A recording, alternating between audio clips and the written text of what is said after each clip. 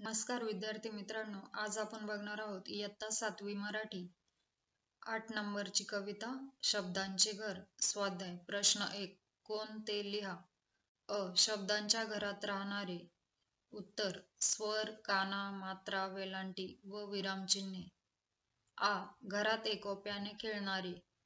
उत्तर सर्व अक्षरे. ई. अवतीभवती झिरपणारे. उत्तर आहे गाणे.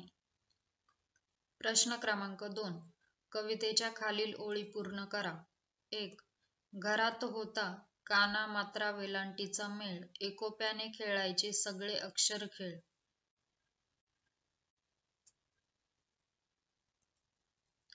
2.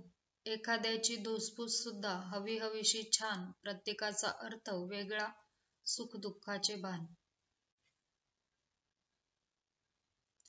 3.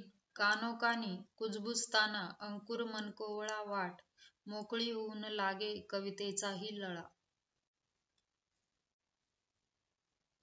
पुढे आहे चर्चा करा सांगा. शब्दांमुळे भाषेमुळे दैनंदिन व्यवहारात कोणते फायदे होतात या विषयावर मित्रांशी चर्चा करा. खेळूया शब्दांशी. अ. खालील शब्दांपासून अर्थपूर्ण शब्द बनवा. उदाहरणार्थ लांटिवे, वेलांटी. उत्तर 1. सफुधूस, धुसफूस.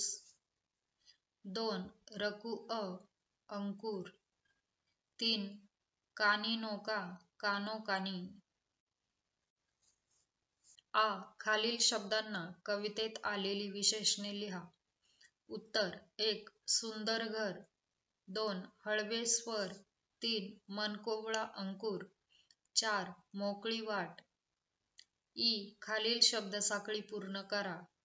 उत्तर सुनीता, तारा, राघवेंद्र, द्रव, वजन, नमन. नवरा, राजा, जावई, दव, वन, नशीब, बनावट, टरबूज, जमीन. पुढे आहे खालील चौकटी वाचा, त्याप्रमाणे उरलेल्या चौकटी पूर्ण करा. अ. कप, काटा, किसनी, कीव, कुसुम, कूट, केर, कैरी, कोपरा, कौल, कंठ. आ. सन, साग, सिमला, सीता, सुमन, सूप, सेवक, सैर, सोने, सौभाग्य, संगत. पुढे आहे खालील चौकोनातील अक्षरांमध्ये शब्दयोगी अव्यये लपलेली आहेत.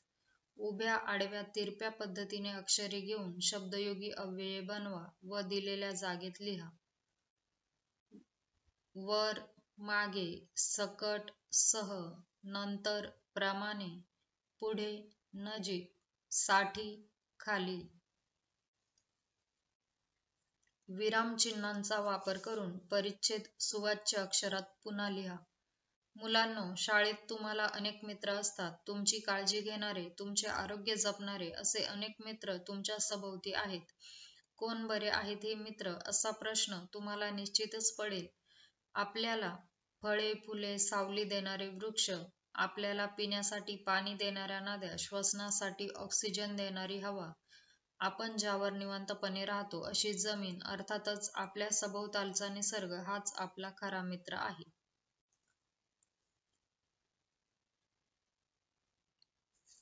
उत्तर मुलांनो, शाळेत तुम्हाला अनेक मित्र असतात.